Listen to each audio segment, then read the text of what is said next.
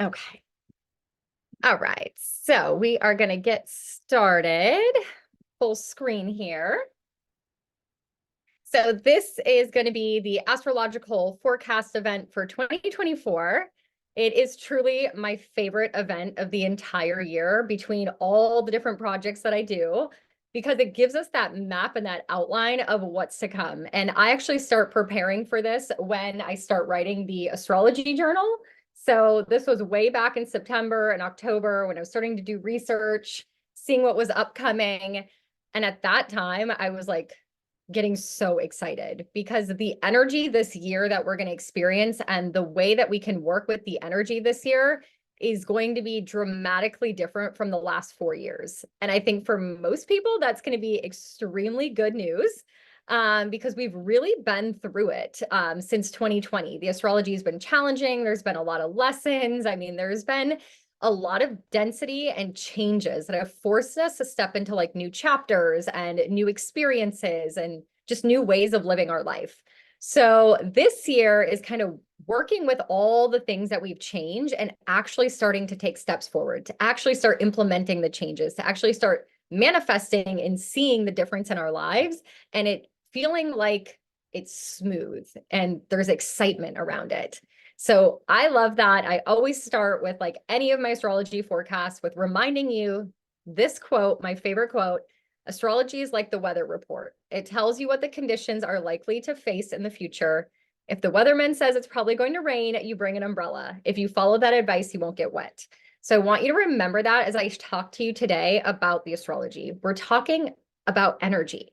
We're talking about the push and pull of the planets and how it can influence us in our lives. And so if we're able to kind of remember that, use it as guidance, like bringing an umbrella or not doing things at certain times like a Mercury retrograde or planning around energies, then we likely can flow with it and use it to our benefit. So that's the beautiful thing with astrology. Now, what we're going to kind of talk about today, because like I said, there is so much. I could probably make this 4 or 5 hours long, but I want to keep it simple. I want to make sure it's full of value for you. And I wanted to make it a little bit more specific if you have your birth chart handy. So we're going to do a little bit of both. If you have your birth chart, great. I'm going to kind of point out some things that you can start looking for that we can even discuss further in a one-on-one reading, but I want you to at least have an idea. If you don't have your birth chart, it's totally fine. You're still going to be able to like get all the value and all the themes and have a true understanding of how you can still personally navigate the year ahead. So I'm going to start with kind of talking about the life coaches again. You guys know I call the life coaches our planets, and the way that they can coach us and guide us throughout the year.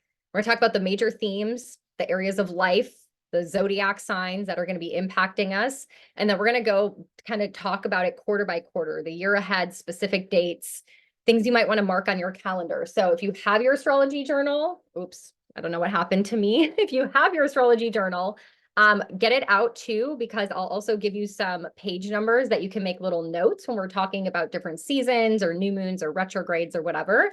So you can also write in that. And then I'm also going to kind of give you some predictions at the end and giving you a little bit of a preview of what 2025 is like, because 2025 is freaking wild, like absolutely insanely wild. Changes in history, kind of like 2020 was. So we'll kind of talk about what's to come for that. You guys know me. For those who don't, I'm a relational astrologer, which essentially means that when I talk about astrology, I'm using the lens of how to have better relationships. So when we talk today about the astro forecast, a lot of it's going to be like, okay, this is the time of the year that you want to give people grace and patience. This is a great time of year for you to be, looking for dates or going on, special vacations with your partner, because I want you to be able to navigate the energy and know that not only is it impacting you, it's impacting the people around you. So you can understand, how people's energy is tied to what's maybe going on in the cosmos. So, quick overview of the Astrology Alchemy Journal. I just want to say, I don't want to go too deep into it.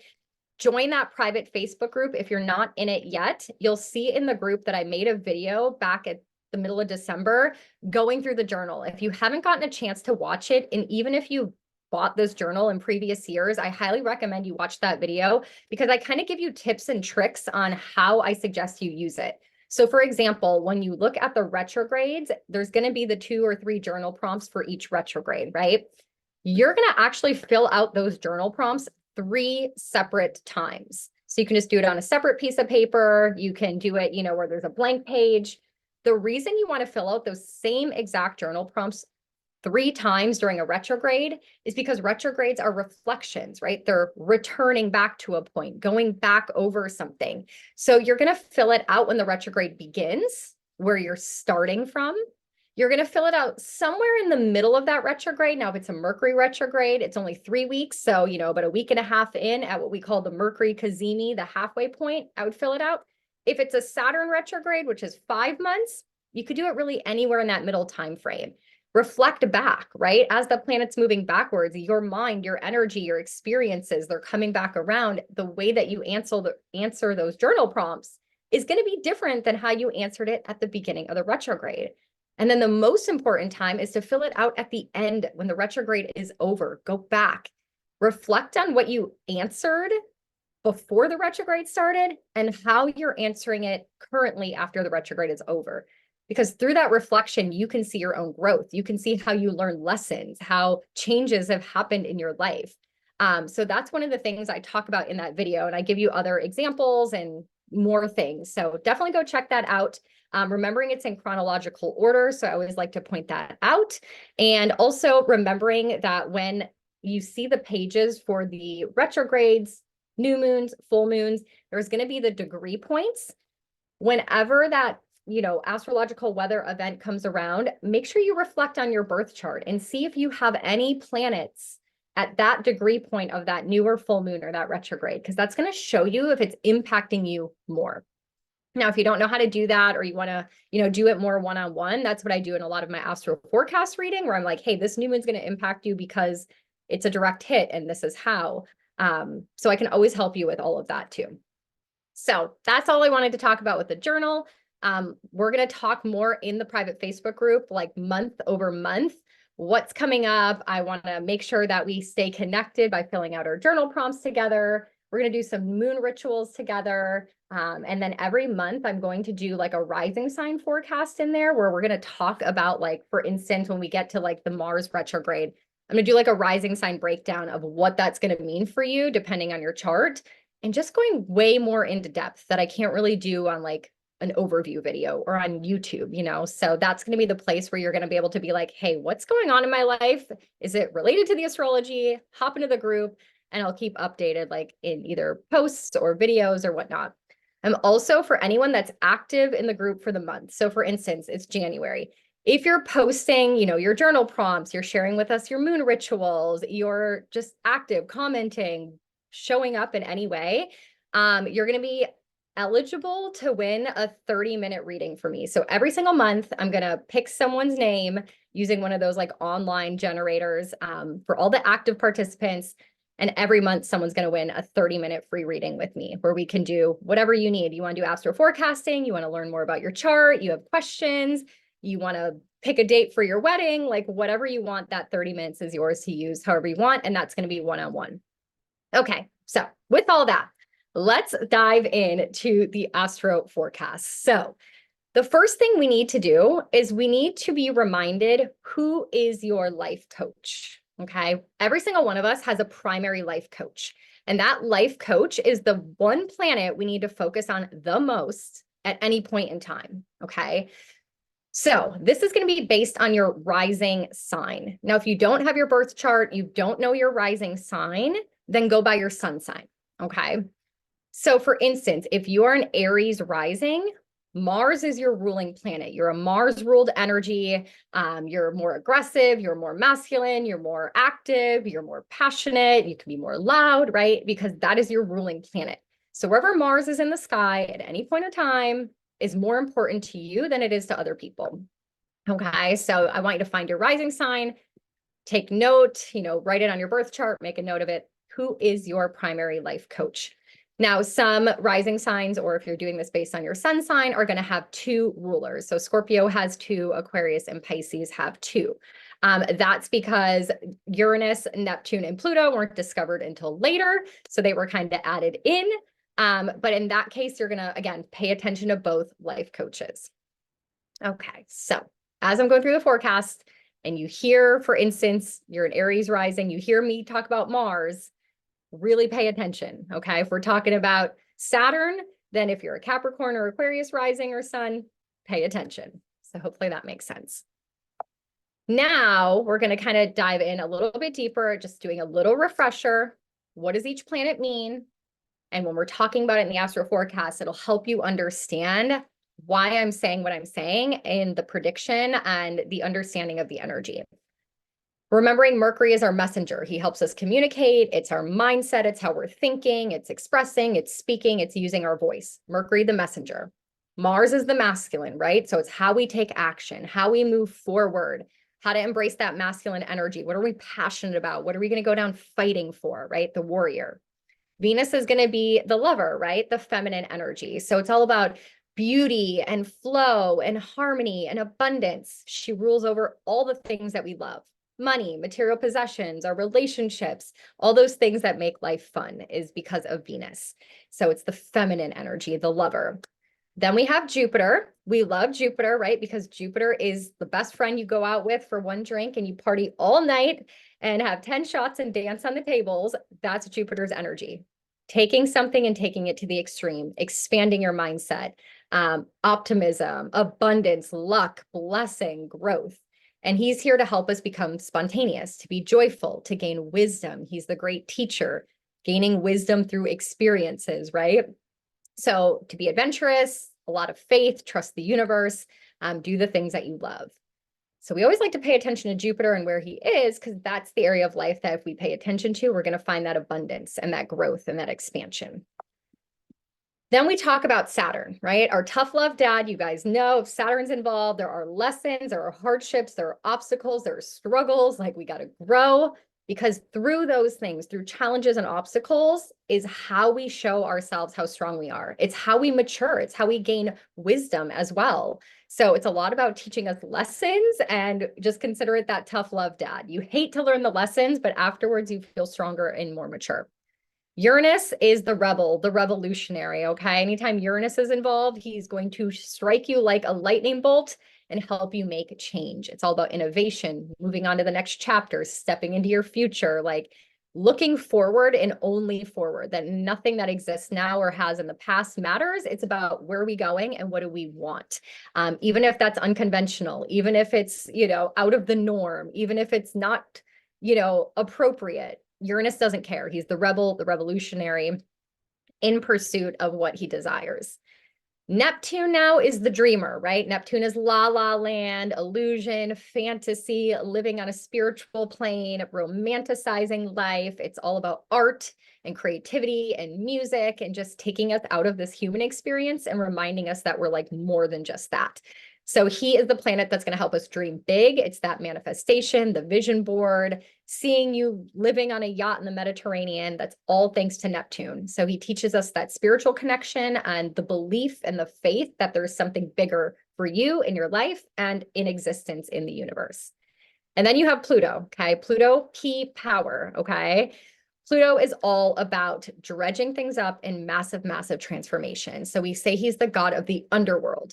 So wherever he is in our chart, wherever he is in our life, whenever he's involved in something astrologically speaking, there is usually power plays at hand. There is unearthing things. There is secrets revealed. There is, struggle. It's like time to face the shadow. It's time for you to open the closet and dust off the things you've been hiding, to expose it, to clear it out so that we can breathe new life into it. So think of Pluto as the transformation, going deep to emerge, like the phoenix. So looking below the surface. Okay, so now that we have that reminder, now that you know your primary life coach, now I want you to look at your birth chart, because these are going to be the areas of life we're really going to focus on in 2024. Okay. So what's interesting is we're talking a lot this year about the zodiac energies of Aquarius, Pisces, Aries, Taurus, and Gemini. And when I show you that on the chart, they're all side by side. So they're all very densely here. Aquarius, Pisces, Aries, Taurus, and Gemini. So essentially this entire area of your chart, wherever this falls, it may not be exactly on the left side. It may be on the upper side. It may be on the right side. It may be on the bottom side. Wherever that falls in your chart is going to be where the activity of this year is going to be impacting you the most. And it's just interesting this year that it all tends to be like very side by side energy. So what I want you to do is I want you to find this symbol right here. It's a little squiggly line. If you use the chart that I send you, or you looked it up using the video that I recommended, it's going to be an orange symbol. And I want you to put a big star here, okay? Because this is going to be the area of life where Pluto, massive change, massive transformation is coming into your life for the next 20 years, the next 2 decades. Pluto has not been here in 250 years. So no one alive knows what Pluto in Aquarius feels like, and nobody alive has ever had Pluto in this specific area of their unique birth chart. We don't get Pluto in every single area of our life. In our lifetime, we are lucky if we get Pluto in 5, maybe 6 areas of our life. So 20 years of massive transformation coming to you in that area of your life, and it starts this year. So put a star. Then I want you to find Pisces. It's going to be the zodiac sign right after that. Kind of looks like this weird H, this flattened H. It's blue if you're using a colored birth chart. Pisces, I want you to put a check mark because that's where Saturn is, right? Saturn's our lesson teacher. Tough challenges and obstacles that you have to overcome, things you have to learn. He's there for 3 years. So go ahead and check that. He's kind of right at the beginning. He's only at 3 degrees. He'll be there till 2026. So check mark for lessons in that specific area of your life. Now we're going to find Aries, which looks like the little ram or a bird, and it's red, symbolized for the fire energy of Aries. I want you to put a big exclamation point because this is the area of your life where you are going to be focusing attention. It is where the North Node is. The North Node is your destiny. It is fate. It is what your soul has signed up for. And during this 18-month chapter that we're in for the entire year, this is where you're focusing your energy. This is what you're being drawn to. This is the area of life that is going to have fated and destined things happening in it. Your job as a human here in an earthly experience is to recognize what's happening and to flow with it and to allow those opportunities in. Okay. So big plus sign in that area of life. We're going to talk a lot more about that and when specifically this year that will be activated and you want to pay attention. So plus sign in Aries. And anytime there's a plus and we're adding in and we're finding destiny and we're having fate happen and we're moving forward and we're adding things into our life, we have to remove, we have to release, we have to let go, we have to reduce. And that is going to be directly opposite in your chart. Okay, so where you see this Aries symbol, I want you to look directly opposite and you're going to see Libra. Looks like the scales. And I want you to put a big negative in that area of life because that is where you're cutting and slicing and removing and editing out because this is the past. It is your karma. It is experiences that no longer serve you. This is where we're kind of doing a life review, a little cleansing in that area. Okay. And then we move on to Taurus. In Taurus, so it's gonna be right after Aries. It looks like, you know, the bull, and it's green. And this is where I want you to put a big fat smiley face. This is your area of life where you are going to have some amazing luck, abundance, opportunity. We have this beautiful, beautiful alignment happening this year, which we call the lottery aspect. And this lottery aspect has not happened in this area of your life since 1941. So if you were not born in 1941 or before, you've never had this aspect happen in this area of your life in your chart before. And it's happening this year. So beautiful, so exciting. We're going to talk a whole lot about that. So big old smiley face in the Taurus area of your life. And then lastly, one sign over, Gemini, which looks like this little box. That's where I want you to put a plus sign, because that is coming up next. That is going to be the area of life next for most of the year, May until December, where you're going to find blessing, luck, opportunity, growth, expansion, because Jupiter will be showing up there next, starting in May. So that's where we're going to like add and find growth. Okay. So now that you have that in your chart, if you don't have your chart, it's okay. We can always look it up later. Now you kind of know what we're going to be looking for or talking about in your chart. Now I'm going to go to the next slide. Okay, so looking at your chart, let's say, for instance, you have Pisces and it's the number 12. Okay, so you see every single sign as a number correlated to it, right? So I want you to take note. If Aquarius is 11, like this person's chart, they'd put 11. If it's maybe it's in 7, right? Maybe Aquarius for you is 7. So just take note, because on the next slide, you can screenshot it. You're going to get this recording. You could take a quick note. I'll just give you a few seconds to write it down if you like. That is going to be that specific area of life. Okay, so for instance, I just said Aquarius is where Pluto's going. Massive transformation for 20 years. The person whose example we use had it in the 11th house. So that means they're going to have massive transformation over the next 20 years in their friendships, who they associate with, their dreams, their goals, their aspirations. That's where they're getting Pluto's energy. So if you want to take note really quickly, these are just, the first house represents the self. It's your rising sign. It's your physical vessel.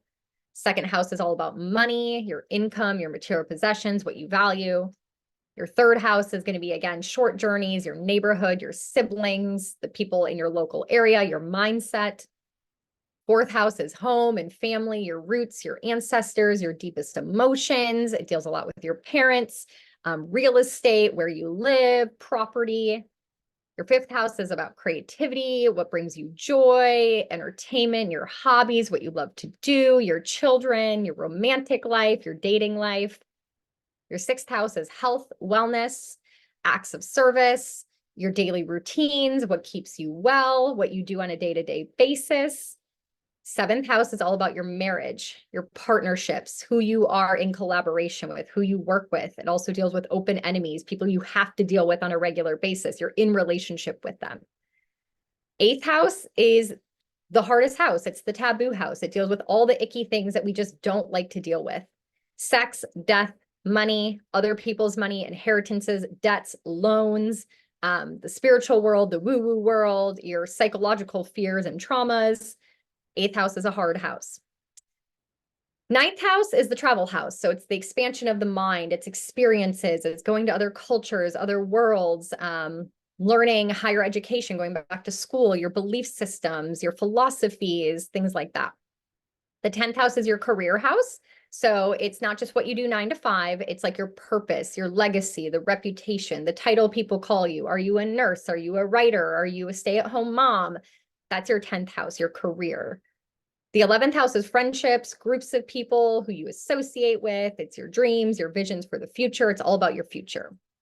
And then the 12th house, the final house, is everything that is unseen, that we can't see. So it is our chakras and our aura. It's our unconscious or subconscious thoughts and beliefs. It's our secrets. It's our spiritual practice, things that we hide from the world, our, like I said, secrets. So that would be the area of life. Okay, so hopefully you've had some time, write some of this down, screenshot it. Again, you can always go back and do a Google search. Ninth house, what area of life does that rule? That's where Jupiter is. That's what's going to expand for me. I know it's a lot to cover in a big group setting, so hopefully this helps.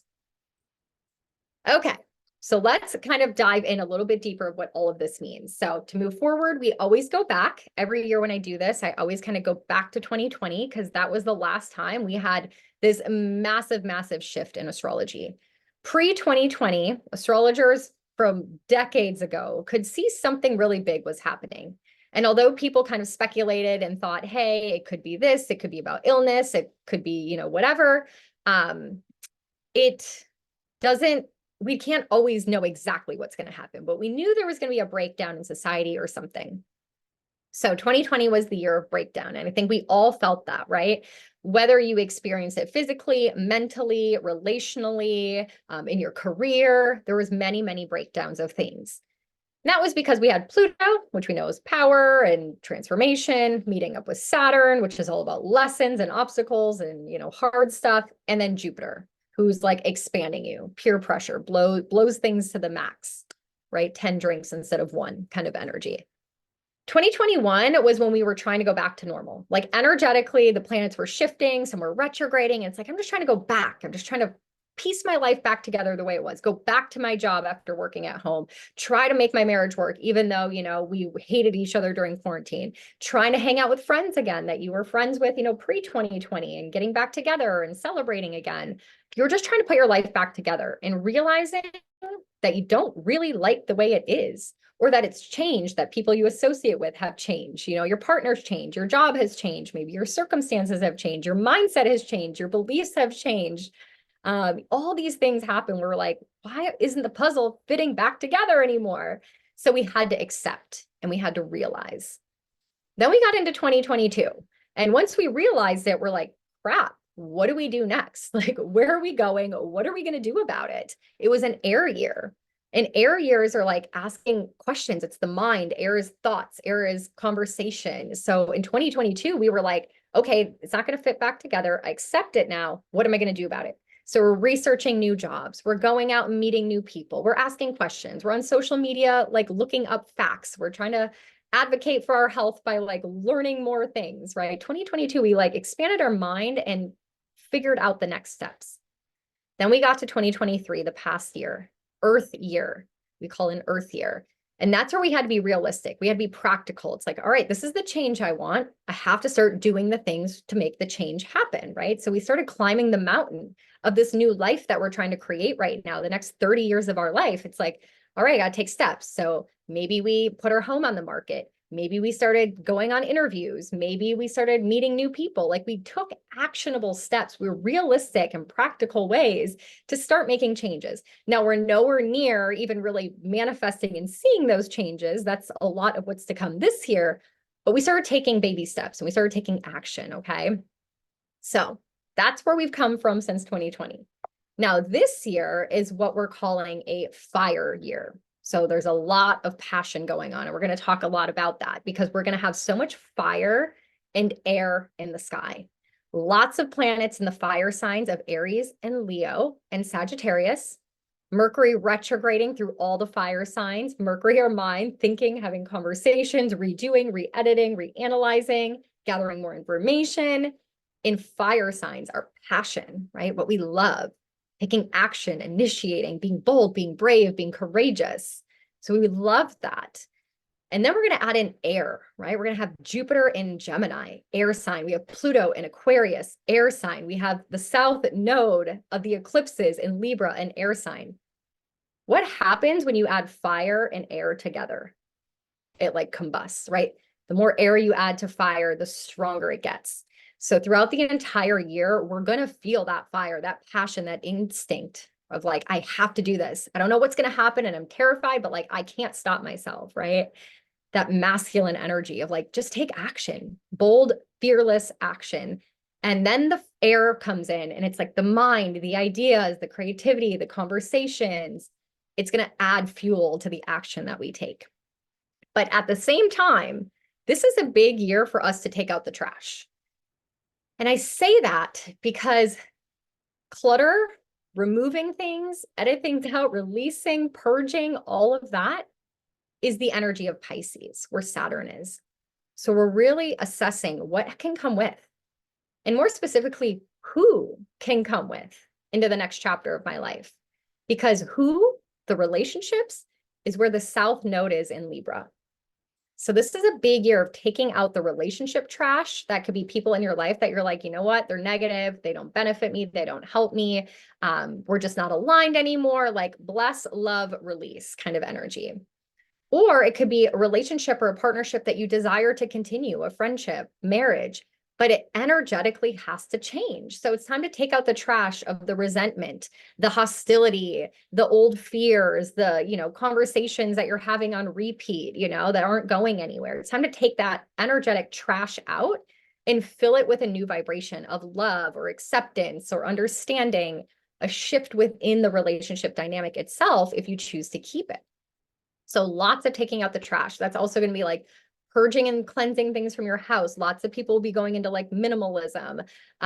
People deciding that they want to, live somewhere that's more quiet, rural, not busy cities, like no trash in their yard. People being more, environmental friendly, not carrying plastic bags anymore. Like it's just going to be this concept of like removing the clutter, removing the excess, simplifying everything.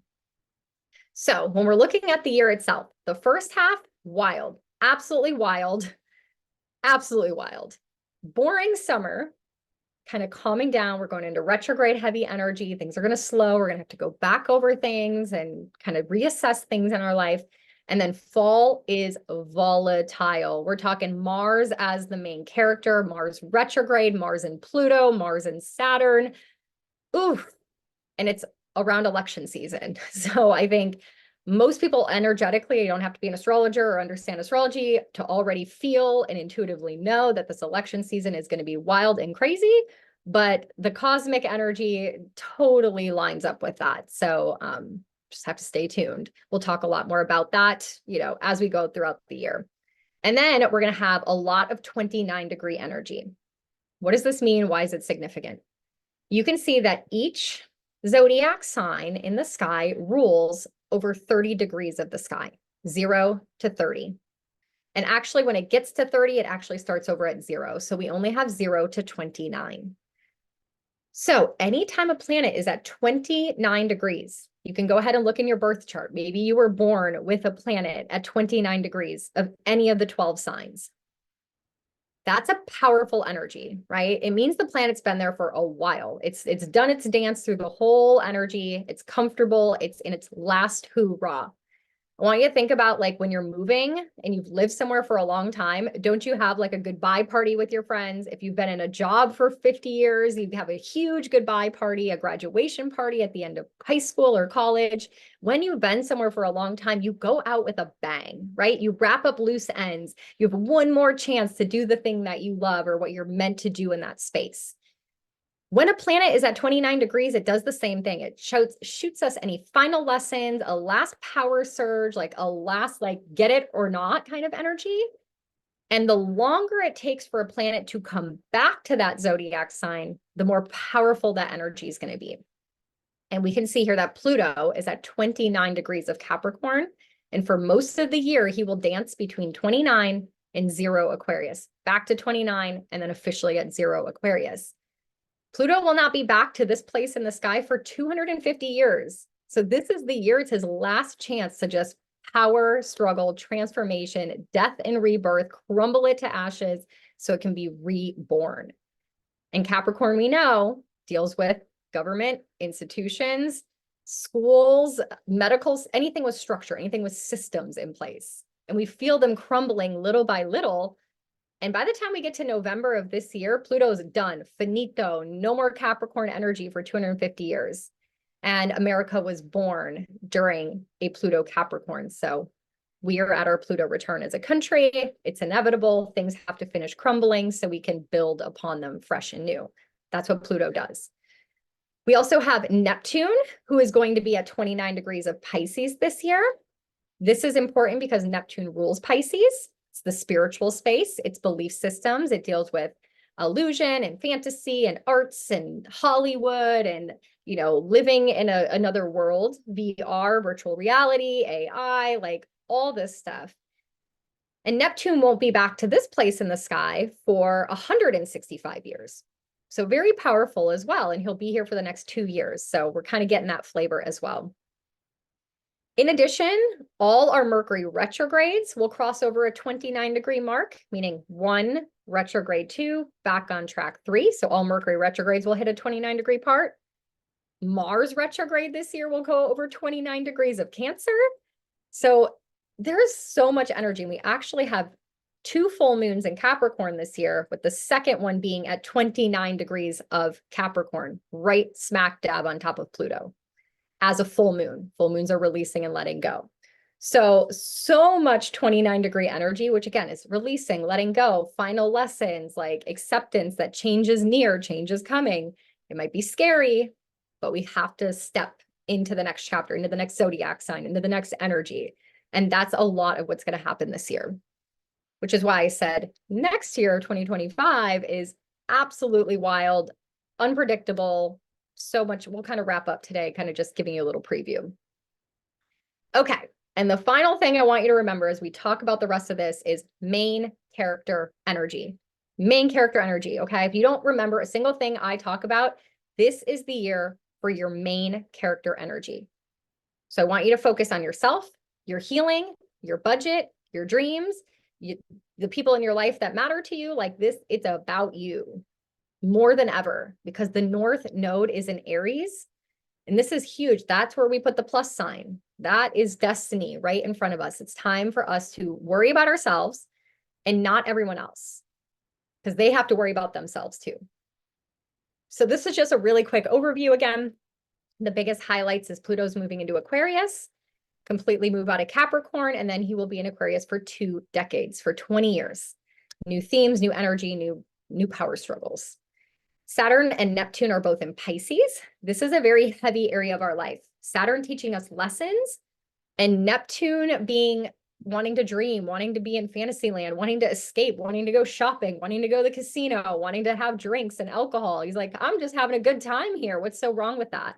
And now Saturn's shown up and is like, there's a lot wrong with that. Like there's no structure here. There's no rules. You have to have boundaries. You can drink, but maybe only 2 drinks. You can, go shopping, but maybe only for the things you absolutely need. Like he's bringing in structure to the Pisces area of our life where we tend most of the time, the other 27 years where Saturn is not there, to be more lazy daisy, to be more free for all, to be more go with the flow. And now we're getting this 3-year blip of time that Saturn has entered into Pisces and is like, oh, listen, let me have 3 years to like lay some foundations, lay some rules here, lay some like responsibilities. So you're not just way off in the clouds. And so we're feeling that collectively. We're going to talk more about that in just a second. Jupiter is going to move into Gemini. So he spends 1 year in every single zodiac sign. He has not been in Gemini in 12 years. So this will be a blessing to all of us, a shift of energy where we can find some pockets of opportunity. And then we are also going to start a preview of the next eclipse cycle. We've talked so much about Aries and Libra, Aries, Libra, Aries, our main character, Libras, our relationships. Like it's been so much about me versus the we and who am I in this partnership and who do I want to be in partnership with and how do I focus more energy on myself? We've done this dance. When we get to September, we're going to start moving into the next dance we have to do with the eclipses, Pisces and Virgo, new fated events in new areas of our life, new lessons that we have to step into. Virgo deals with the physical body, our physical health, our daily routines, being a perfectionist, like organized.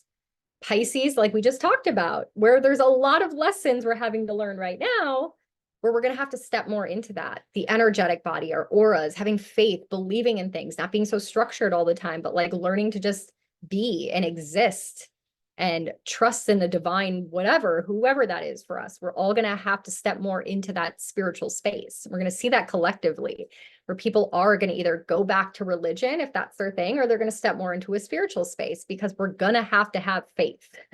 We're going to have to believe in something with the way that the planets are shifting and things are going to kaboom. There's got to be something we have to believe in. So back to this Aquarius area. So if you have your chart again, where we did the little star next to Aquarius, you can write some little notes near that area of your chart.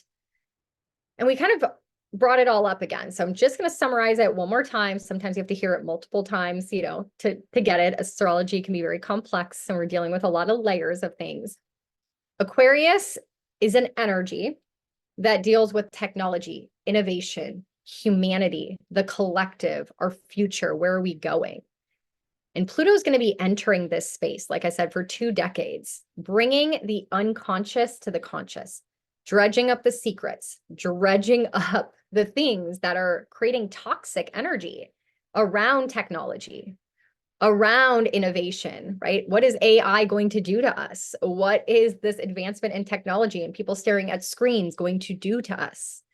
There's going to be a lot that we have to learn about collective energy and humanity, including people, power to the people, right? Not just to one ruler or one government, like to everyone equal. So there's going to be a lot of that shadow, darkness brought to light, reflecting back, uncover what's rotten in, the consciousness of the world. And we're going to look a lot at finding new groups of people that we align with. This is going to be a big thing for everyone, you know, finding your tribe, finding your people, and also understanding that, you know, collectively having a tribe of like-minded people is amazing. And I think most people love to be in tribe with people just like them, right? If you're a stay-at-home mom, you hang out with stay-at-home moms. If you're a spiritual girly, you hang out with other spiritual girlies, right? Like this is what we've done for so long.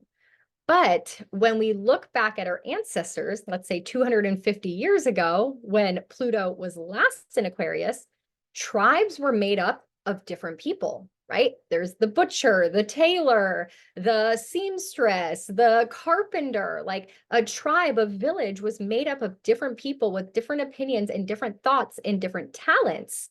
And that's actually what preserved us as humanity, as society. Instead of excluding people because they're different, it's bringing in the most amount of diversity to sustain the village. And so there's going to be a lot of that's starting to happen and transforming that within ourselves and within our neighborhoods and within our collective. So it's going to be really interesting. How does that play out, right? Pluto's trying to teach us this lesson. How is that lesson being taught to us? You know, when you look at like neighborhoods, right? Like people of similar economic status live in similar neighborhoods, right? And then they're not exposed to other types of lifestyles or other economic status. So is the housing market going to crumble? And then people have to like from all walks of life live in the same complex? Like, I don't know. You know, that's the thing. We don't know. We have never survived a Pluto and Aquarius energy in 250 years, but there's going to be a lot of shifts, a lot of, you know, power coming up with like AI, robotics. Aquarius deals with aliens. It rules, like, I call it the alien energy of the zodiac.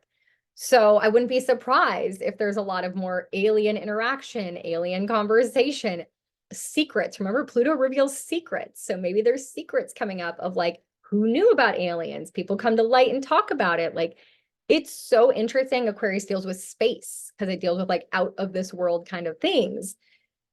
So it's going to be really interesting the next 2 decades with Pluto here in Aquarius. And again, in your chart, that's going to be where there's like massive, massive transformation. So we'll see how that all unfolds. Aries, the Aries area of your life where we made the big plus sign, remembering this is where the eclipses are happening. So this is going to be your focal area, main character. This is the area of life, wherever it is in your chart. I want you to focus on it. And this energy of Aries is beginning. It is instinct. It is passion. It is courage. It's about going first. It's about doing what sets your heart on fire and doing it at whatever, you know, I don't want to say cost because we don't want to, you know, take uncalculated risks, but sometimes we have to do things for our greater good, despite how it affects the people around us. And that's really what most of us are learning right now. And that lesson, maybe it's come in and sprinkled into your life little by little, but it's coming in stronger and stronger and stronger this year, especially. Okay. So in 2023, we already had Jupiter, who was in Aries. So we expanded and we grew. We had the astrological new year last year. Remember, I talked how big the astrological new year was because Aries energy. We were prepping for these eclipses. We had a new moon there on the astrological new year. And then we had a second new moon there on 4/20 last year. And that was the first eclipse in this cycle. So look back into April of last year. How are you having to step into yourself? What lessons were being taught where it's like, it's time for me to do me, self-care, saying no, figuring out what I want to do in my life. You know, what does that look like? And that's continuing, like I said, this year. This is an energy that's just going to get more and more potent. So when we get into April of this year, we're going to have a Mercury retrograde in Aries. And this Mercury retrograde is your mind going back over what your desires. Aries, me. What do I want? What do I like? What do I need? What do I need to ask more from? How do I need to nurture myself more? How do I need to say no more? Maybe I have to practice saying no, right? Maybe Mercury retrograde, you say yes to something, you commit. Mercury goes retrograde, it goes back over that commitment, and you decide, no, this is the time I say no. I take back my commitment. I don't want to do it at whatever expense. And then the Mercury retrograde ends and it feels good, or it changes, or it shifts something. That's what it could look like. You know, there's many ways that it can play out, but just saying energetically, Aries is a little selfish. It's that toddler under 7. I want you to embrace that toddler under 7. Don't see it as a negative. We all need to tap back into that inner child that's like, no, I don't want to go there. I don't want to do that. Or we're brave and we're bold and we're running after the thing that we want. We don't sit there and calculate and analyze. We just go for it and figure it out as we go along. Then when we get to April 8th, we're going to have the new moon in Aries here. This is a solar eclipse. This is the biggest one of the entire 18-month eclipse cycle because it will be a total eclipse. So in Aries, wherever that is in your chart, and for us collectively, 5 planets in the sky will all be in Aries at the time of that solar eclipse. And total eclipses are rare because usually it just doesn't line up with the Earth, the sun, and the moon for it to be totally straight. So it's kind of tilted or crooked and we get a partial eclipse. This will be the final total eclipse, solar eclipse, visible from the United States until 2040. And the last time we had a total solar eclipse visible from the United States was in 2016, and it was the year that Trump got elected into presidency. So I'm not saying that's predictive of what's going to happen this time. I'm saying that total eclipses, think about it, it's bright and sunny in the sky, and then it blacks out. It goes dark, right? Think of like at the ending of a movie when the screen goes dark. There's an ending. There's like, it's dark, you can't see anything, and then the light comes back, and you're like, whoa, does everything still look the same? You know? That's kind of what solar eclipse energies do. It kind of gives this like reset. It's like lights out, fresh start. So it's a big shifting in energy at that time. That's where we really are going to step and feel more of that main character energy more than ever. So that's coming. And remember, that's eclipse season. So you're letting go of old relationships. You're letting go of people pleasing. You're letting go of helping others at the expense of yourself. The biggest example I can give you is like, let's say you have someone in your life and they call you and they need help. Let's say their child is sick and they need help cooking a dinner, cooking a meal. Their hands are full and you rush over there. But at your own house, you have no food in the fridge. You didn't plan for your breakfast. Like you have a busy work day the next day and you rush over there at your own expense, right? So this is like that lesson learning period of saying like, no, I'm sorry, I can't come over, or I can, but maybe only for 30 minutes, or let me order you some food. I can't physically come over there right now, right? So it's like figuring out how to compromise in relationships, but ultimately making sure that you're nourished and you're fed and you're happy before everything else. So that's going to look really hard because when we're talking about relationships, and that'll be the last thing I say about this, is in a relationship with another human, when we pull back and focus on ourselves, it leaves a gap. It leaves this empty energy where you always filled it with your energy. And now either the other person has to step in with their energy or it leaves the gap, right? Energetically speaking. And so when that's uncomfortable and the gap is there, I want you to remind yourself that you are the example. When you are focusing on yourself and you are, taking time to do your face mask, you're taking time to say no to going out with friends because you want to save money, because you want to buy a new car, all of that is an example and a reflection of what they need to be doing. And they're learning their lesson in the same way energetically from the cosmos. You just have more of an advanced idea because you follow astrology. So there's going to be some discomfort. And that's why I said at the beginning, we're going to take out some relationship trash. If people can't meet you where you energetically need them as you start focusing on yourself more. So just understand that that's a collective thing. Everyone's going to be feeling that. So if someone says no to you, someone's not showing up for you, ask yourself, are they doing it for themselves? And if they are, great. Take that space, take that gap, turn around and focus on you and what you need and your desires. And then this is all happening. It's been happening since 2023. When we get to 2025 and 2026, Saturn and Neptune, who are currently in Pisces, will enter into Aries. So this area of life is not getting a break anytime soon. So wherever you're stepping into your main character, wherever you're following your dreams, your passion, your desires, saying no, acting like a toddler under 7, Saturn's going to show up and make sure you learn that lesson. Remember, Saturn comes in as that Lord Karma, tough love dad. Do you really have a strong foundation of focusing on yourself and saying no? Are you really cleaning up your own backyard before you worry about everyone else's? Are you the person that tells everyone else what to do, giving them advice, trying to be like the solver of everyone's problems? Saturn's going to come in and make sure that's not happening by the time we get to 2025, 2026. So preview, it's not going away anytime soon. Then we're going to talk, we talked a little bit about the eclipses. So just remember all the eclipse energy this year. North node, our destiny, is ruled by Mars. So plus sign, moving towards something, making decisions, taking action, following your desires. Okay, being more selfish. Libra, what we're cutting away from, is ruled by Venus. So it's people pleasing, overgiving, romanticizing things. People are going to change, right? Making sure there's peace and harmony instead of discomfort. Under receiving your toxic feminine energy. Don't sacrifice just to keep the peace. Okay, wrapping that up. Okay, then let's talk a little bit about where and how we're going to learn some major lessons this year. And that is going to be in the Pisces area of your life. So wherever you had Pisces, it looks like that flattened H. And collectively, Saturn is here teaching us lessons, like I said, and Neptune has been here since 2011. So let's talk about the story of Pisces. This is the Jesus-like energy. It's forgiving, it's loving, it's unconditional, it's emotional, it's empathic, it's sensitive, it's dreamy, it's escaping life, living in fantasy land, illusion, not being disciplined. It's represented by the fish, so it's going with the flow, right? That's Pisces energy.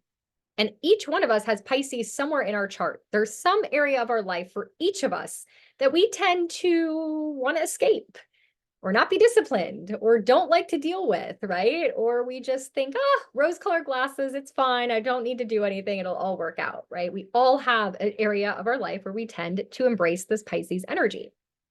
But what's happening right now is Saturn has here. And Saturn entered in March of last year and will continue through this area of our life. You can see he's only at 3 degrees, so he's got a long way to go to teach us how to create structure and discipline in an environment that doesn't like to be disciplined. So the question is, and the lesson we're meant to be learning is, where in your life do you escape? What do you escape from? And where are you escaping to? So where are you escaping from? Maybe it's your budget. Maybe it's your money. Maybe you don't like to look at your bank account. You're trying to escape from that.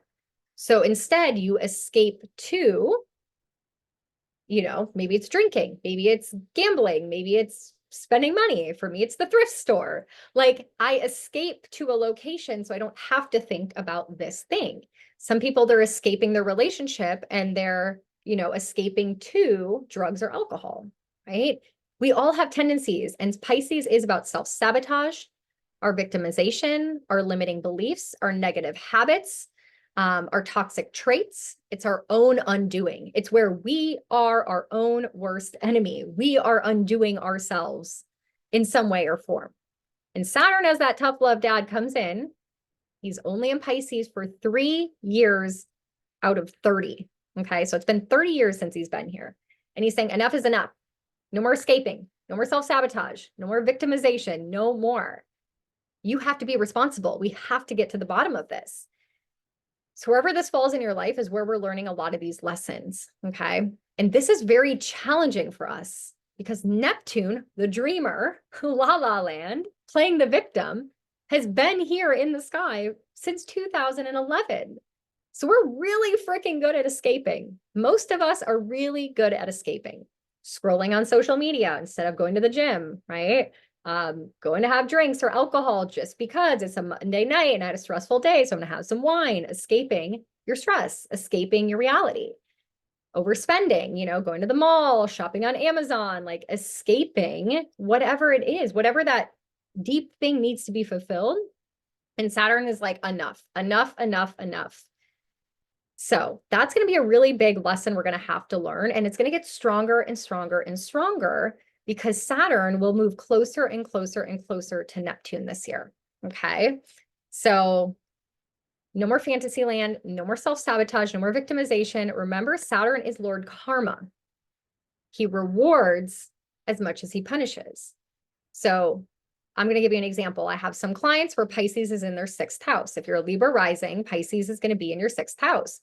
When Saturn enters someone's 6th house of health and wellness, I'm like, if you don't get it together, if you're not doing your blood work, going to your doctors, having a good diet, going to the gym, Saturn is going to teach you a lesson. And we don't want that because this has been an area of life for that person where they've been undoing themselves with Neptune here since 2011, where they like to escape. They don't want to have discipline. Like they don't want to have structure. And now that lesson has to be taught. So we each have an area of life where that's happening, but collectively, like we're all going to have to learn the boundaries on our fantasy land, escaping our reality. So learn moderation, learn not to be addicted to things, learning self-control, figuring out what you want to be committed to. You want to lose weight, like what do you want to commit to, right? Is it the diet? Is it the exercise? Is it the nervous system? Is it a coach? Like all these questions are going to come to us more and more throughout the year. Pay attention to that Saturn retrograde. So this is where you can pull out your journal. If you have your journal, I want you to open it up and you're going to go to page, it's going to be June 30th, page 44 and 45. That is your Saturn retrograde, okay? When Saturn retrogrades, the lessons back way off, okay? But that's when you have to step up as your own tough love dad. You have to become the structure creator, the, commitment maker. You have to do the work. And when his retrograde is over on November 15th of this year, that's when karma is going to get served. So I really want you to take this retrograde serious because it's in Pisces. Cleansing, purging, releasing, letting go the things that don't serve you. Super, super important. Now, Pisces season is upon us. The sun, which currently is in Capricorn, will enter into Pisces in middle of February, okay? When the sun is in a certain location, the sun heats up. It illuminates, it sheds a spotlight upon. You can see it clearly, it intensifies, right? Think of the sun's energy on your skin. The sun does that, whatever zodiac sign it's in, whatever area of our life it is in our chart. So when we get to February, it's also in your journal, so let me give you that date as well. You can put a little star there, a little, marker. The sun will move into Pisces on February 18th. Okay? Pisces season is a great time for you to do the cleansing, to do the purging, to analyze your victimization. It's crying season. I always say this is like the time of year where we all get very tearful, and that's okay. When we get to February 27th, we're going to have Sun, Mercury, Saturn, and Neptune. 4 planets in Pisces. So we really want to start getting this under control. This Pisces season bucket list will be your best friend. Do these things. Pisces rules the spiritual world. Okay, it rules your auras, your chakra, your energetic body, your emotional body, stored trauma, like things you got to let out. So follow this bucket list, using your spiritual tools, going back to church, getting back into prayer, meditation, gratitude journaling, going to sound baths, like anything you can do for that ethereal body to help get you out of whatever you're escaping from. And I keep saying this because the next eclipse cycle, like I said, in September, we're starting the new eclipse energy, and that is going to be in Pisces and Virgo.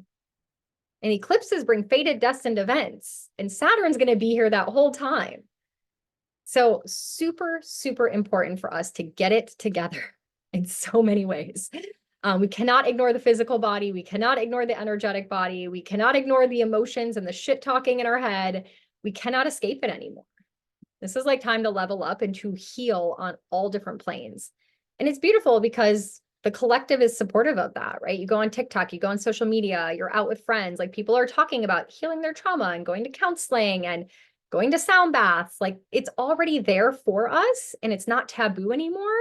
Now we have to do the Saturn tough thing and say, yes, I want to grow. I want to mature. I want to do the thing that's uncomfortable.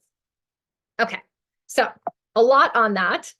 Again, back to that new eclipse season. So when we get to the Pisces Virgo stuff, it's going to be learning to have faith. We're going to have to learn a lot about faith and what we believe in. There's going to be a lot of new drugs that probably come out on the market, new rules and regulations around drugs. That's something that's really going to be potent in 2025 and 2026. Ketamine therapy, psychedelic mushrooms, microdosing, all these things are going to become more a part of our experience because we're trying to heal and we're trying to release the things that are holding us down, and a lot new spirituality. We'll be releasing and letting go when it's in Virgo about overthinking, overanalyzing, perfectionism, anxiety, worry, self-sabotage, right? So that's kind of, towards the end of the year, but we can already get ready for all of that. Now let's talk about the good stuff. Okay, we're ending it on the good stuff. So Taurus, the Taurus area of your life is your opportunity area. This is where we get really, really excited this year. I'm loving it. Taurus is an energy of the builder. It's a fixed energy, what we call fixed energy in astrology. So this area of your life, wherever it is in your chart, is where you like to have things the same. You like structure, you like routine, you like it the way it is. You have a hard time breaking out of habits here. It's very serious. It's an earth sign. It's very rational and practical and realistic. It rules over the earth, rules over money, rules over things that you value. And the things that you value and your money and all those material possessions that you buy, you like to hold on to them. We get fixated on them. We want it to be a certain way. So why is this important? Because right now, Jupiter is in Taurus. So Jupiter brings what? Blessing, luck, expansion, growth, opportunities. And he spends 1 year in each zodiac sign, 1 year in each area of your life. And this is the area of life for that year where you have this pocket of opportunity. You lean into that area. You do things in that area of your life. If it's their career, that's when I see people's careers expand. They get a lucky opportunity. They get, something out of the blue, like a promotion that they didn't expect. There's blessings just showing up. This is also in astrology when I do readings for people and they want a child so bad and it's not working and it's not working. And I tell them, hey, Jupiter's going to be there in 2 years in your 5th house of children. That's when the blessing's supposed to come. You're forcing your destiny. You're rushing ahead of your soul contract, your soul blueprint. Not to say that we don't have free will, we do. But if we follow the cycle and the rhythm of what our soul signed up for, it flows. It's easier. So wherever Jupiter is right now in your chart in Taurus is where, if you spend time in that area, connecting in that area, doing things in that area of your life, that's where you're going to find the pocket of opportunity. Although the negative of it is we've had Uranus there, right? So we see Jupiter is there. He showed up in May of last year, but Uranus has been rocking this area of our life since 2019. Uranus is, remember, the rebel, the revolutionary, choose change, move forward, unexpected things, surprises, you're just like, what the hell happened, right? Because we're moving forward and we're moving into the future. Wherever Uranus has been in your chart, there's probably been twists and turns and shocks and unexpected things. In my life, when Uranus was in Aries between 2013 and 2019, he was in my house of health.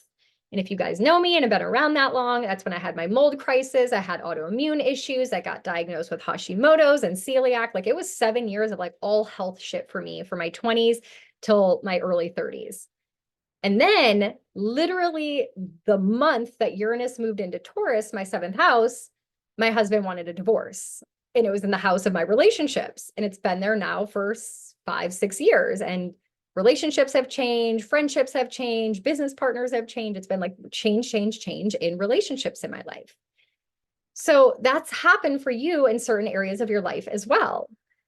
But now Jupiter is here, okay? As of May of last year, Jupiter is like, hey, we've done a lot of changing. There's been a lot of unexpected things. Let me show up and bring the blessings. Let me show up and bring some luck and some opportunities for all that you've changed and all that's happened. Let's make it better.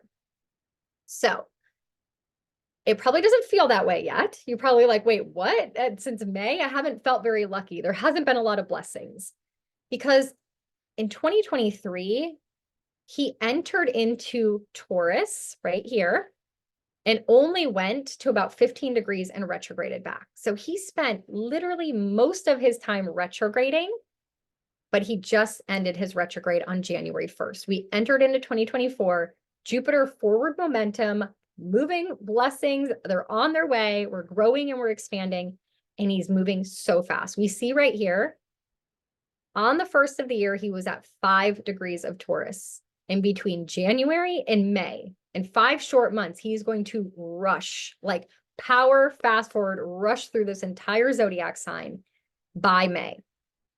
Now that is so important because as he moves forward and he rushes, he's going to run into Uranus. And some of you guys already know this because I've been talking about it so much. when you have the planet of luck, expansion, blessing, and opportunity running into a planet who loves freedom and rebelling and revolution and taking the shackles off and liberating and changing things, surprises, unexpected things, we get in astrology what we call the lottery aspect. This aspect happens once every 13 years. And the last time it happened in Taurus was again in 1941. So absolutely never have experienced this lottery aspect in this area of our life that's been shaken up by Uranus for so freaking long. So that lottery aspect this year happens on 4/20. And remember, last year in 2023 on 4/20 is when we had the first eclipse in the Aries Libra eclipse cycle during the astrological new year. So what can we expect? You expect the unexpected. That's literally all I could say. Uranus, left field, have no idea, something so unexpected, but it comes with such a blessing because it's Jupiter. And Jupiter asks you to have faith, right? To have trust, to believe, to expand your mind. Super awesome experience. Now, it doesn't necessarily mean like this life-changing, all of a sudden you like literally win the lottery. It means there's this blessing that comes in, small, medium, large, obvious, not obvious. Something shifts, something changes. This energy gets into motion that ends up catapulting you into Uranus, the future, and it just trickles on forward. That something changes in the greatest way in your life. So really, April of 2024 is like this huge moment in history in your life. And honestly, it's going to happen collectively. That's like when history books write about this, because there's a shift and it happens right after eclipse season. Now remember, what are we doing during eclipse season with that total eclipse? Me, my desires, my wants. And when I make them known and I make it obvious and I focus on me, good things can happen. Blessings can come in and unexpectedly.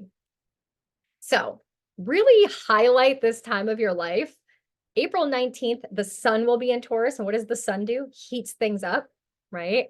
And then the lottery aspect happens the next day in the same energy. It's going to happen at 22 degrees of Taurus. So 2222. Uranus at 22, Jupiter at 22. So see if you have any planets in Taurus. And if you do, are they anywhere near 22 degrees?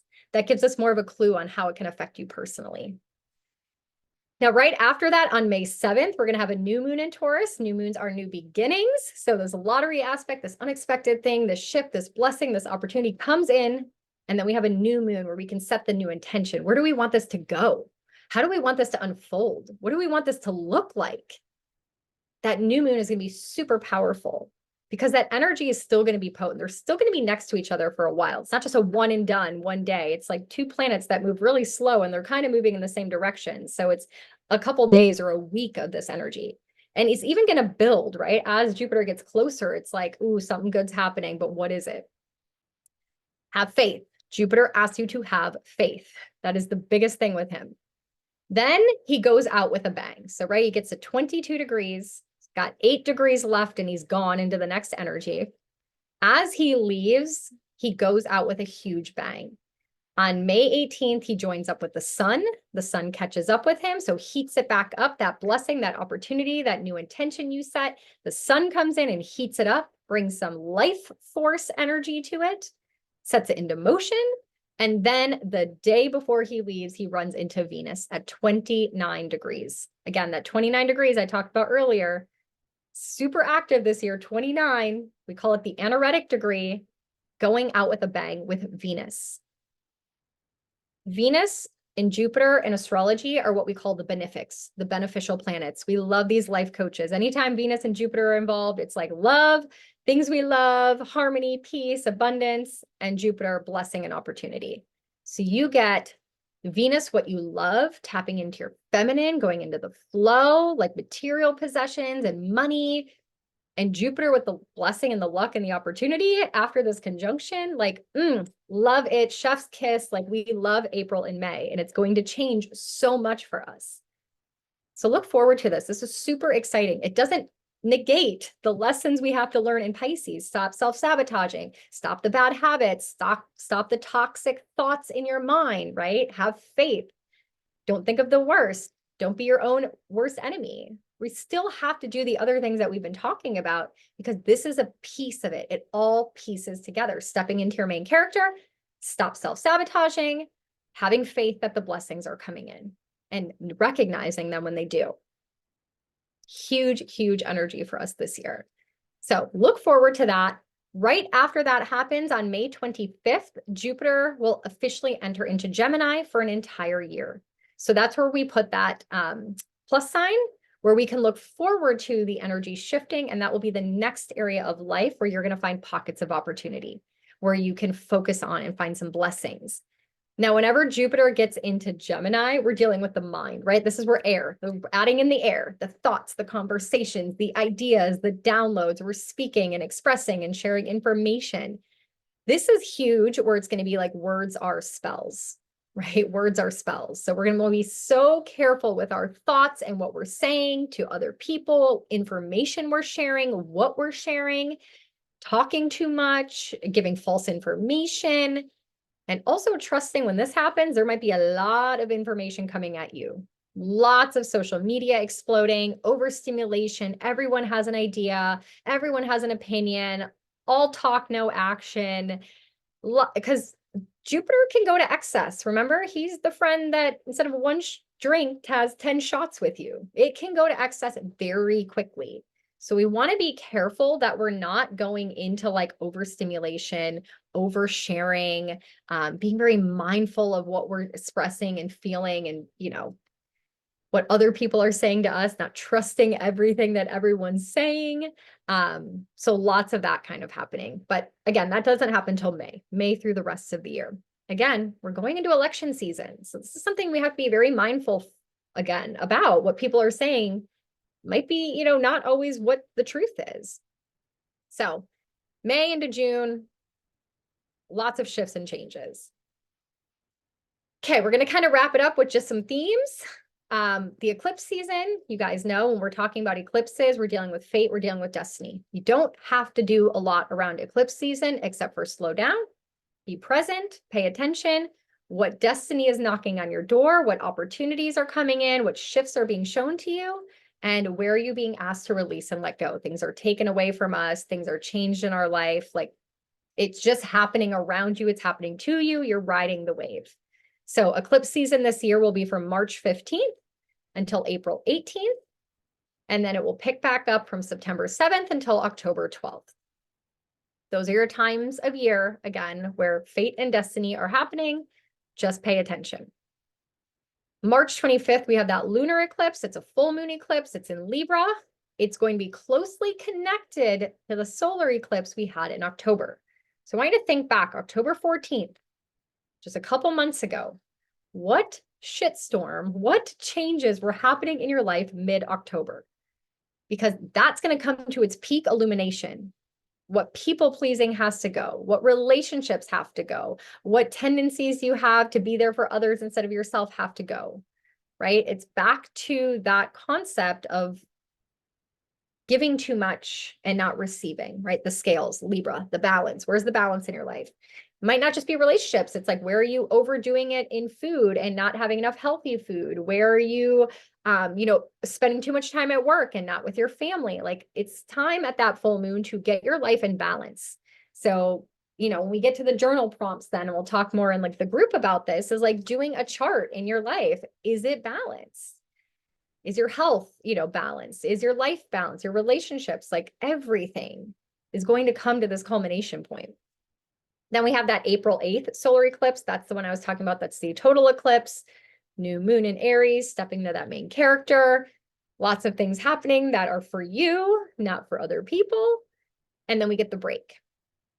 When we get to September 17th, that's that first full moon in Pisces. It's going to introduce us to the next cycle. It's a preview and it's a full moon. Remember what Pisces is again? Self-sabotage, victimization, letting things go, our auras, our chakra, our spiritual beliefs. It's all the things that we cannot see. So that's the preview of what we're going to have to pay more attention to. And it's going to activate Saturn and Neptune and all those themes that we already talked about. Big, powerful eclipse on that day. And then on October 2nd, we have the final eclipse as a new moon in Libra. that's where really the relationship trash is going to be taken out. That's really where you're going to hit a breaking point. It's a new moon, it's a new beginning. Letting things go, but also saying, I want this type of new relationship. People have been single for a long time. This might be the time. Fate comes knocking, someone in your life just shows up and they're destined for you. It's a beautiful new energy of new relationships, new dynamics in relationships, new energy being birthed, but also like saying, no, I don't want this. I want something completely new. So that's a big, big, powerful relationship one. And I'll probably talk so much more about that as a relational astrologer as we get closer, but it's on my radar. It's right there. Retrograde season, I don't want to harp too much on it because we could go through every planet and give, like, you have it all in your journal. So this is just a cutout from your journal on page 6. It's right at the top of your journal. You guys will see this. There are no retrogrades. Ignore this. This shouldn't be here. There's no retrogrades from January. Let me give you the exact date. January 27th, not the 22nd, 27th, until we get to April. So all of February and all of March, no retrogrades. What does that mean? Go time, go forward, do things, try things out, right? We're taking action. But then you can see we slowly start getting into more and more retrogrades. So once we get into September and October, November, December, the end of the year has more retrogrades, lots of going back over things, lots of editing things. So starting out strong, big bang in April, changes in May, summer's kind of just coasting, not a lot of chaos. We're just kind of adjusting to what has been. And then we really start slowing down retrograde by retrograde. So just know that as we get to the end of the year, I don't want you to have a lot of things on your calendar. Like, we ain't waiting till the end of the year to launch projects. We ain't waiting till the end of the year to make decisions. Like, that's actually when we want to slow down and go back and strategize and game plan. So if you haven't done it by, honestly, June or July at the latest, I wouldn't force it, would be my best advice. And also, as we get towards the holidays, like, the less on your schedule, the better this year, because we're going to have a Mars retrograde. And Mars is aggressive and we don't like when he retrogrades. So just maybe like do a solo Christmas next year, not with the whole family. Okay. So last thing is, I just want to bring up Mercury's retrograde this year are all in fire signs, rethinking, recommunicating, reanalyzing, assessing, all that Mercury retrograde stuff. Aries is going to be resolving conflict. So it's a big, big time of year from April 1st to the 25th, from where it's eclipse season. And it's leading up to that Jupiter-Uranus lottery aspect. That is going to happen during a Mercury retrograde. And look at Mercury goes retrograde on April Fools, April 1st. Oh, he is such a trickster, that Mercury. So we're going to really be reevaluating conflict. What do you want to pursue? Aries, your main character. What do you want? What do you desire? Lots of questions, lots of thoughts, lots of conversations around you, Aries, toddler under 7. What do you want? Virgo into Leo, into a fire sign in August, is going to be about the details. Virgo is very analytical. It's a perfectionist. It's very detail oriented, but all of that can block our creativity and what brings us joy, which is Leo. Leo is your inner child. It's dancing and painting and singing and drawing and entertaining. But we can't sing if we're analyzing our voice, right? We can't paint if we're trying to like paint completely perfect. So there's this Mercury retrograde where we're going to have to really assess our mindset and like how we're analysis paralysis and we're our own inner critic is blocking us from having more fun and joy in our life. Big lesson we're going to have to learn with that one. And the last one is in Sagittarius at the end of the year. You can see it's kind of during that holiday season. Thank God there's no Mercury retrograde over the holidays when a lot of people travel. Like this year there was. It ends next year on the 15th. But it picks off where we left off. Right now, Mercury just ended his retrograde on the 1st of January at 22 degrees of Sagittarius. And he will pick right back up at that exact same spot. So we're going to have to, whatever we were thinking about at the beginning of this year, whatever dreams, goals, desires, what do you want to accomplish for 2024? Our mind is going to go right back to that place and reassessing where we left off and our thoughts and what we wanted going into this year when we get to November. And a lot of it's going to be in Sagittarius themes. What is the truth? What do I really want? Or is this what other people want for me? What are your ideals? What do you envision for your future? That kind of stuff. So big Mercury retrogrades this year and in fire signs. And then we have our Mars retrograde. So I don't want to talk too much about this because it is towards the end of the year. And a lot of what I'm going to say, like, you're just not going to remember it. So I'm just going to tell you, Mars does not retrograde every year. It's every 2 years.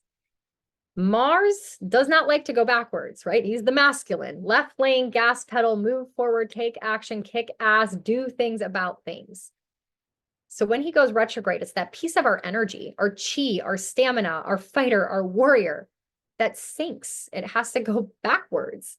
So this is a time, December 6th until February 13th, 2025, when you're just not going to have as much drive or willpower or stamina or chi. It's not where you want to go out and be aggressive and accomplish all these things.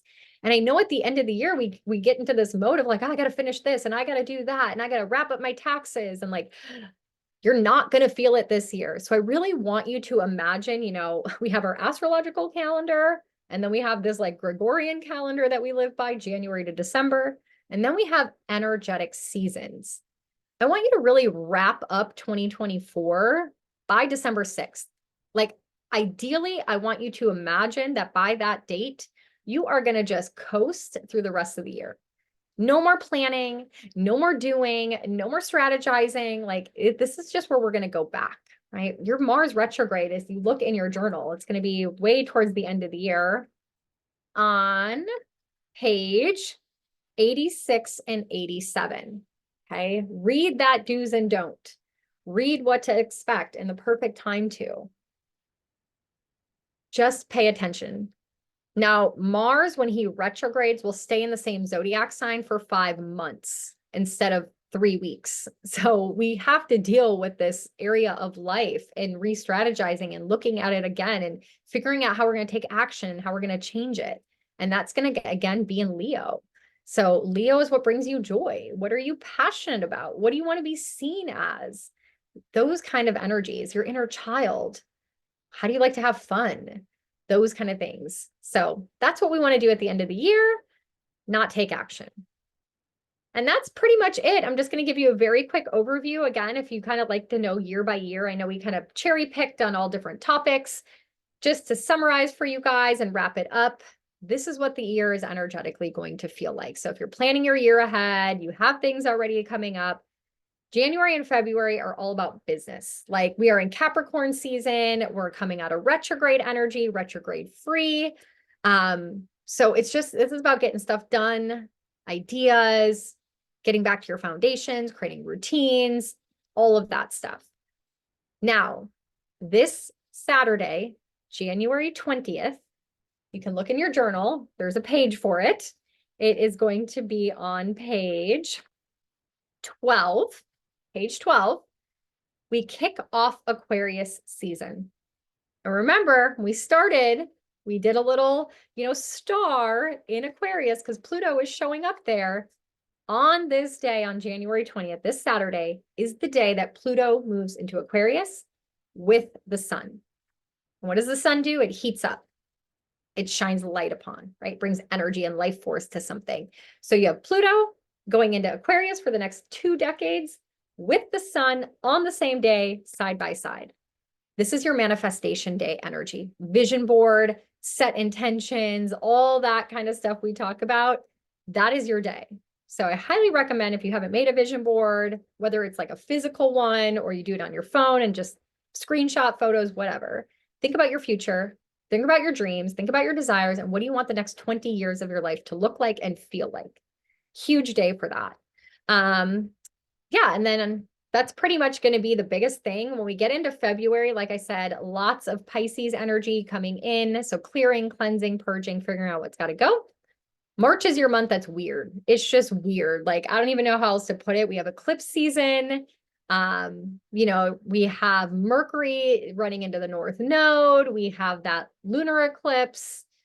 It's just going to be weird. Energetically, it's going to feel weird. We have the astrological new year. Like, part of us is going to want to be letting go of things. Part of us wants to step into new things. Like, it's just going to be this torn, weird energy. So just roll with March. April is that month, the crazy month, the craziest month. April is happening. It's the turning point. It's rewriting history. is so crazy. I don't want you to start anything new in April. I want you to just ride the wave. I want you to, because it's unexpected. Remember the lottery aspect, left field, things coming out of nowhere. We're in eclipse season. Like your hands aren't going to be on the wheel very much in April. It's going to be mostly about just surrendering to the impact, and look at and having faith at the end of the day. So if you want to write down some dates, April 1st is when Mercury starts his retrograde until the 25th of April. On the 8th is the solar eclipse, that total eclipse I was telling you about, the last one that's visible until 2040. On the 10th, you have Mars, the fighter and the warrior, conjunct Saturn, the tough love dad, Lord Karma. That's always a crazy day of the year. On the 20th is the lottery aspect, Uranus and Jupiter. And then the 30th is when Mars comes home to Aries and it's go time. Because Mars and Aries is like kicking ass. He's at home. He is left lane gas pedal, hauling ass, like doesn't care about a speeding ticket. So energetically for all of us, when we get to the 30th of April, it's like, we're ready to go. We're ready to rock. Like, let's put the warrior level up to 10. We're really going to feel a lot of energy by the time we get to the end of April. May is going to be that best month, I would say, because all the chaos has happened. So May is going to be beautiful. You know, we go out with a bang with Uranus and Taurus and Jupiter, go into Gemini energy, learning, speaking, expressing. So beautiful energy. We love that. June, kind of slowing down a little bit. Saturn's going to go into retrograde at the end of June. So we're slowly kind of just reflecting. July and August slow, like not a whole lot going on then. I could give you dates and stuff, but honestly, they're just astrological things that happen all the time. So nothing super major. I would say on the 21st of July, which is in your journal, that is going to be the second full moon in Capricorn at 29 degrees of Capricorn, where Pluto is. So that's on page 51. Can make a little note on that day. That's a big full moon in Capricorn. It's releasing the overdoing, the needing to have everything perfect. So it's just be a big day where we're kind of like spending time reflecting. August, same thing. There's gonna be a lot of combative energy. I would say August is very combative, where we're trying to like figure things out and solve problems and get to the bottom of things. So relationally, it can be a little disruptive. And then September, we get back into eclipse season. So honestly, September, October, November, December, the end of the year, it's bumpy, it's hellish. Mars energy, warrior energy, fighter energy. It's potent. I would say the biggest days you want to be aware of are probably September 17th. That eclipse is going to be a big one. Lots of lessons and things that are like, oh shit, this is what I have to focus on now. The 5th of October is going to kind of be the preview of like Mars getting really angry. Like all of us are going to be really angry, really testy. We're going to want to fight for our beliefs, fight for our words to be heard. Like everyone's going to be a little rumbly and grumbly. So be careful starting October 5th. And then on the 17th of October, just don't like whatever it is you want to do, just don't, like stay home, lock your doors, definitely lock your doors on that day. In your calendar, it's going to be on page, give me a second to find it, October 15th on page 74. This is the most hellish, literally it's the only word to use it, energy that could be existing around a full moon. Mars ruled, Mars in a bad position in the sky, Pluto involved, Saturn involved, like just volatile. So leads to breaks, right? Full moons, releasing and letting go, cutting it away once and for all. Aries just being that toddler under 7, people lashing out, like temper tantrums, like, oof, it's going to be a rough one. And if you think about it, like the 17th of October is right before the elections. Like it's coming down to like the final 2 weeks of elections. So big deal. On the 1st of November, 5 days before the actual election, we have the new moon in Scorpio. It continues that hellish energy from the full moon on the 17th. So it's right there. So just be cautious, just be careful, just throwing it out there without trying to play doomsday energy, but it'll be wild. And then December, yeah, December, you have the Mars retrograde. We're slowing down. We're really ending the year kind of dramatically and unresolved. Like it's just a very unresolved end of the year. Like we're kind of like, what the hell happened and what is still happening? And like, where is this going? And what do I do? And like I said, when we get into 2025, it kind of ends up being like a huge change.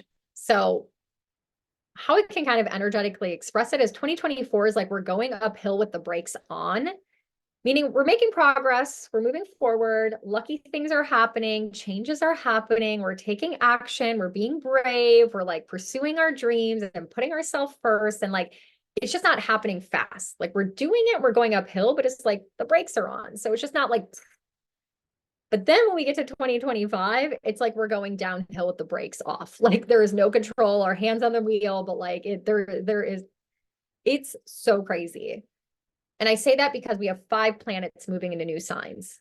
So 5 new energies to deal with, all happening at the same time that like energetically we're like, oh, what is happening now? Right? Uranus is going to move into Gemini, Jupiter is going to move into Cancer, just the new eclipses of Pisces and Virgo, Pluto's in Aquarius, like full time for sure. Mars will finally move out of, his stint for retrograde. It's just a lot. So I'm going to just leave you with this. Again, main character. This is your selfish season. You have full permission to be selfish as hell, be the toddler under 7. Figure out what you have faith in. Figure out what your beliefs are. Figure out what is above you, your aura, your chakra. Like keep your energetic field very clear. Cleanse yourself, cleanse your energy, cry, like let it out. Like don't hold anything in. Like this is the time for us to really do that deep inner work and that healing, because we have to prepare for what's to come. It's just a lot of changes. And all in all, when we're dealing with, like I said, Aquarius and Gemini and air and fire, lots of tech, lots of AI advancements. Like I said, that's going to be happening. So I want you to be able to stay updated. It's going to come very fast. All the shifts and changes, virtual reality stuff, like the way social media changes, the way we're sharing information changing. It's going to happen so fast that you're going to feel like you just can't keep up. So try to stay updated. It's not going anywhere. It's only going to get more complicated. So just, it's happening. So just let it be and try to stick with it. So that's all I have. I got very close to only doing an hour and a half, so I'm proud of myself. I know there's so much more I could talk about, and I look forward to diving in month by month, giving you more of a breakdown, but hopefully this was helpful. If you need help understanding, again, like where we put the plus sign and the check marks in your birth chart, I'd be so honored to do like a 2024 forecast reading for you. We'll break it down. I'll help you understand it. If you don't know your birth chart, we can get that for you, get it all figured out. And for those of you who haven't purchased an astrology journal yet, obviously you can still get one. If you don't want the hard physical copy, I have the PDF one up online as well. And just go ahead and plan your year. And if you guys have any questions, hop into that Facebook group, ask anything. Maybe you have specific things on your calendar already for some of the dates we talked about, or seasons like in the summer or the fall, and you want help navigating it. I could totally give you some tips and tricks. Or if you want to plan something like a vacation or a wedding or something, I can also give you guys some ideas on the best times to do it or not do it. So that's it. That's all I have. I'm going to end the recording and then I'll unmute anyone. If you guys have questions, I'm happy to stay on for a few minutes. So any feedback that you have, any questions that you have, I'm honored to kind of take a few minutes with you guys too. So let me hit end on the recording if I can figure that out. And